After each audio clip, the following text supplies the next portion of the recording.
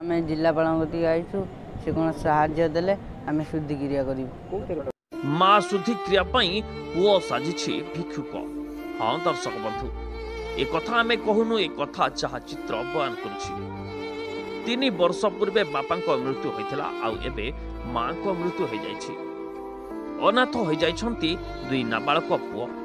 माँ को शुद्धिक्रिया अर्थ नथिबारु social media रे जनसाधारण सहायता करने निवेदन करी एबे चर्चा रे 2 नाबालक। एभली एक दुखद घटना घटी केन्द्रापड़ा जिला मार्साघाई ब्लॉक कोहड़ी पंचायत नरेंद्रपुर ग्राम। ग्रामर त्रिलोचन सेठी गत 3 वर्ष तले मृत्युवरण करथिले। स्त्री नमिता और 2 पुओ आशीष देवाशीष को नहीं नमिता परिवार बहुत दुख कष्ट चली जाउथिले। बड़ पुओ आशीष 9म श्रेणी रे पढ़ुथिबा बेले सान पुओ देवाशीष 6ठ श्रेणी रे पाठ पढ़ुछि। बापा आरपारी को चली जिबा परे बो नमिता गत 18 तारिख दिन ब्रेन स्ट्रोक रे आरपारी को चली गले। एबे नमिता को 2 अनाथ पुओ बापा माँ छेउंड हो जाइछंती।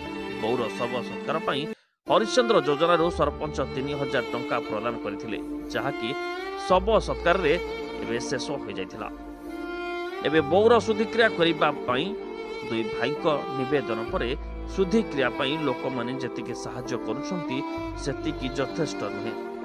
एणु केन्द्रापड़ा जिलापाल कार्यालय को आसी सहायता पई जिलापाल को निवेदन करिछन। बापा मरि जाइथिले 3 वर्ष होला, माँ चली गले न आज की 9 दिन काली की शुद्धिक्रिया हम से लगी मुझे जिलापाल कौन साहाଯ୍य मागिया साहाଯ୍य से कौन करते मार शुद्धिक्रिया कर छड़ा 2 नाबालक अनाथ शिशु किपरि आगामी दिन में भल पाठ पढ़े से केन्द्रापड़ा जिलापाल को अनुरोध करिसेंती स्थानीय जनसाधारण। माँ थे चलुले तो जमबाड़ी किसी ना ये मूलपाती ना चलती बापा 3 वर्ष तले चलीगले।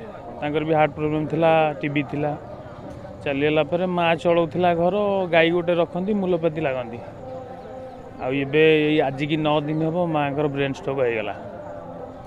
ब्रेन स्ट्रोक है यही काली राति पहले 10 शुद्धिक्रिया हम तापाई भी पाखे पैसा नाई। से दूसरे आम भी सोशल मीडिया रे छाड़ी किसी हेल्प करने। आज भी कलेक्टर पाक नहीं आसु से शुद्धिक्रिया केमती हम प्लस आगू केमती से मनीष हे पाठ 2 अक्षर पढ़े ते भविष्य में मनीष हे। आउ तो साहा भरसा कहीं ना आज नहीं आसलु सरकार भी किसी हेल्प कले से आगू बढ़े पाठ पढ़ी मनीष हे। तो कौन स्वेच्छासेवी संगठन कि बाहर जी भी बड़ बड़ लोक अच्छा रिक्वेस्ट कर सी भी किसी हेल्प कले आगू बढ़े पिला दीटा।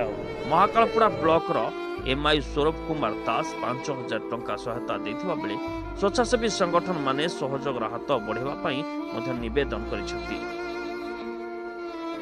Bureau report Odia news today.